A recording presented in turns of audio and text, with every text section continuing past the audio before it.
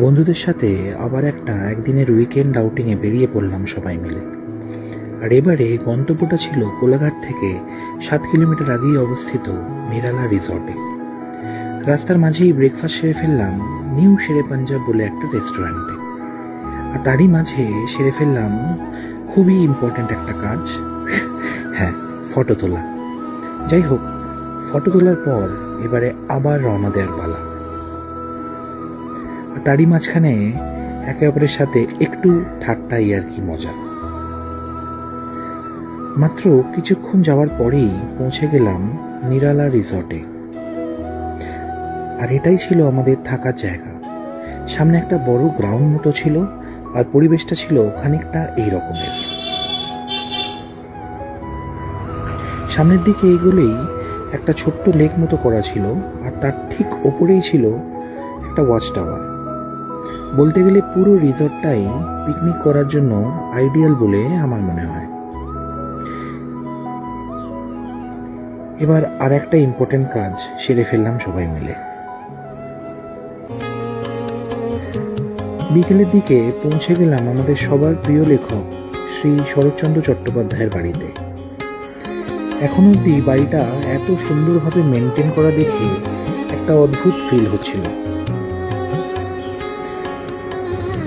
বাড়ির চারিপাশটা আমরা ভালোভাবে সবাই মিলে ঘুরে দেখলাম।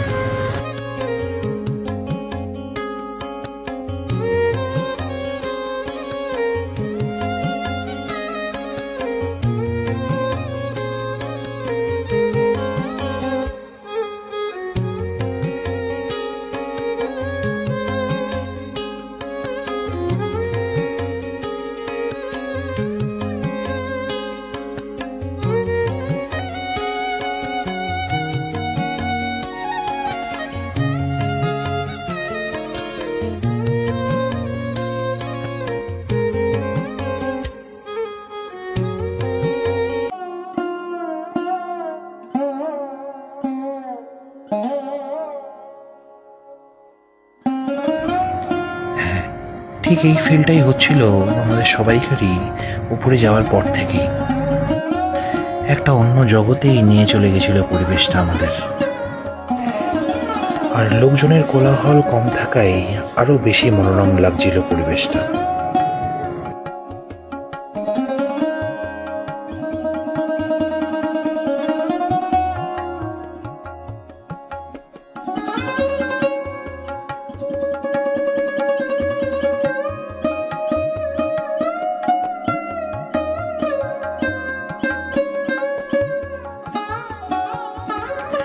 এরই মাঝে আরো কয়েকটা ইম্পর্টেন্ট কাজ সেরে ফেললাম এক এক করে। আর এভাবেই আরো একটা জার্নি মনের মাঝে স্মৃতি হয়ে রয়ে গেল আমাদের সকলে। এই ভিডিওটা ভালো লেগে থাকলে do like, share and subscribe করতে ভুলবেন না চ্যানেলটাকে। ধন্যবাদ, ভালো থাকবেন সকলে।